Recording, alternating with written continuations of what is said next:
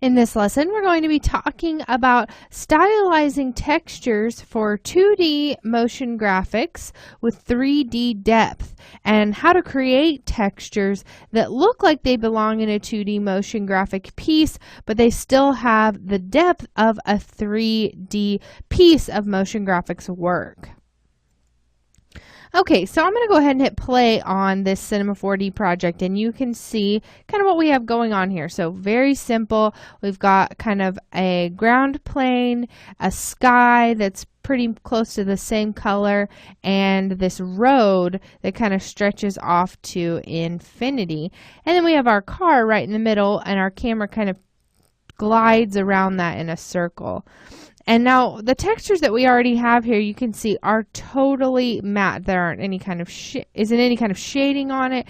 There's really nothing on there that's going to give it a lot of depth, besides the fact that the camera gives us that through the deformation that we get on those pieces. So you can kind of see that far away line kind of twisting through there on the horizon, and also all of the deformation we get in the car, of course. Now, I wouldn't recommend for a car this detailed to just slap one texture on the whole thing. So let's go through and add a few different textures to the whole body of the car, but still in keeping with that very flat idea that we've got for the sky and the ground plane. So I'm going to go into my create and just hit new material.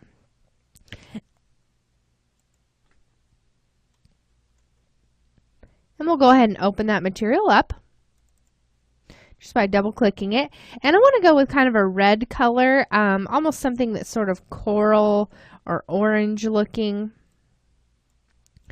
And that's going to just kind of complement what we have for the road color. So I think that's a good color there. That actually might be a little bit dark. Let's go a little bit brighter than that.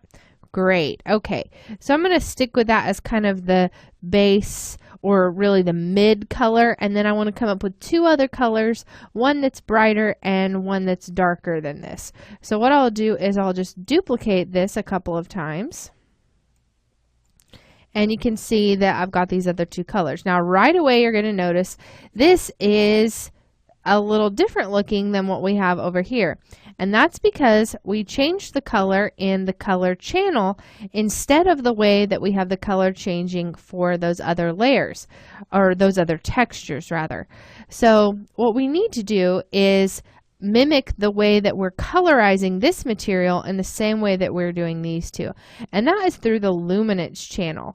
So what I'll do is select my color, grab the color we got from just editing those sliders, and we'll come down to luminance and then drop that on the luminance channel. We'll enable our luminance and then turn off our color and our specular, and now you can see that is a very flat looking color and very different from what we had before.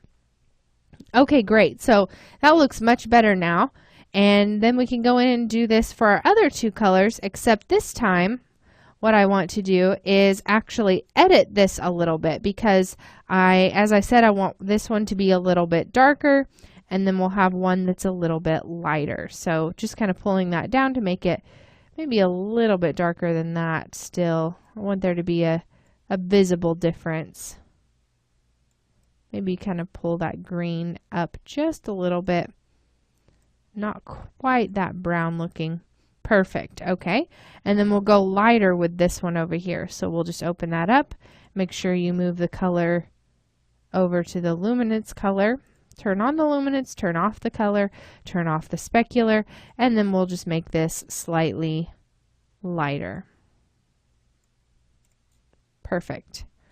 Okay, so we'll stick with those colors for this car, and I want to go ahead and start applying those. So for the body of the car, let's add this really flat red texture, and I'm just going to go through kind of scrubbing through and adding that to the pieces that are most obviously part of the body of the car. So kind of these pieces here are the ones that we see the most for that.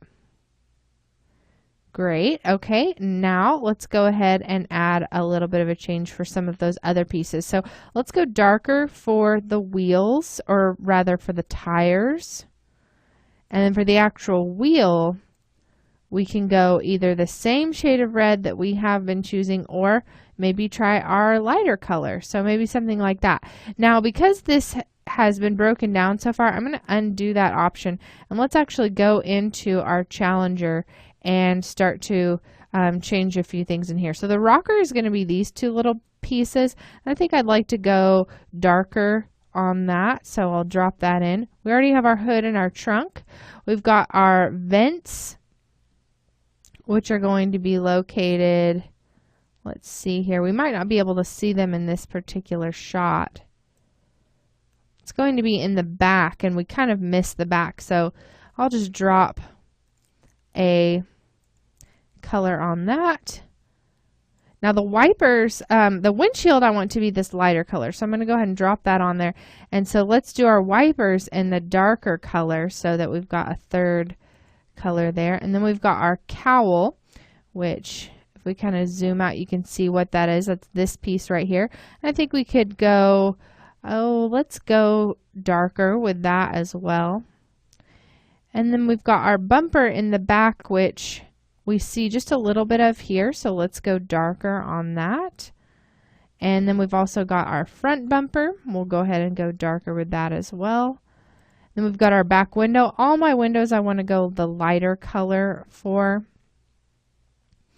And our window frame, it looks like we might have added our pink texture to something that maybe we want to have a dark texture on. So I'll go ahead and drop the dark texture onto the window frame. Anything that's a frame, I'd rather have that dark texture on. Okay, this is looking pretty good. Let's go ahead and add the dark texture to the trim. And then we'll come in for the grill. And with that selected, that may be a different grill than what we are looking at. Looks like maybe it's going to be behind it. Let's just try a lighter color with that. There we go. And then the grill frame, let's go darker. Our tail lights and any other lights, I'm going to go with a lighter color, as well as my back grill, and I'll just style the back grill and back grill frame after the front. The fuel is going to be located right there, that little piece, so let's go darker for that. Front lights, as I said, all the lights I want to be lighter. And then we've got our axles, which are going to be kind of difficult to see, but since we're going lighter for the inside of the wheels, let's just go ahead and keep with that. And we'll go ahead and put the lighter material on those. Then we've got our miscellaneous, which is going to be just these little random pieces right here. And let's go darker on those.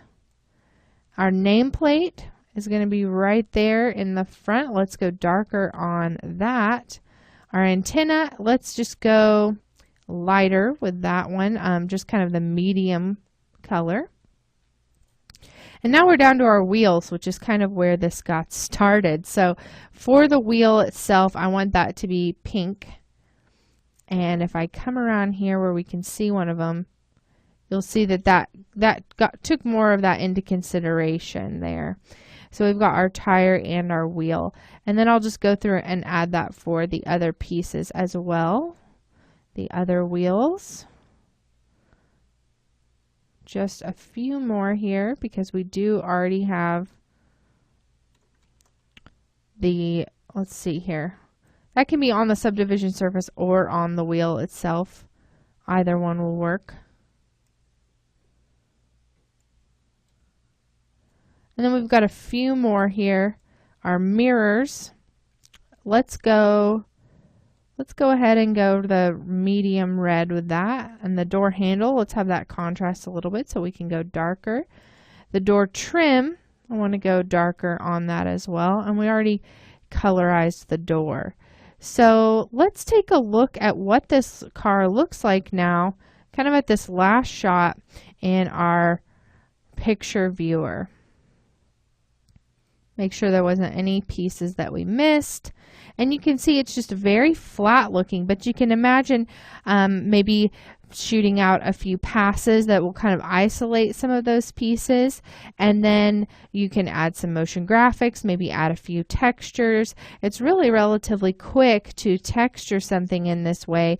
And so if you just have a model and you just want to animate a camera around it really quickly and have this very flat styled 2D motion graphics, this is a very easy way for you to do that. So I would definitely recommend trying it out if you're going for that very flat style, but you have a great model that you still want to be able to show off. Okay, that about does it for our matte textures. Let's go ahead and jump into our next lesson where we'll be talking about the lighting tool.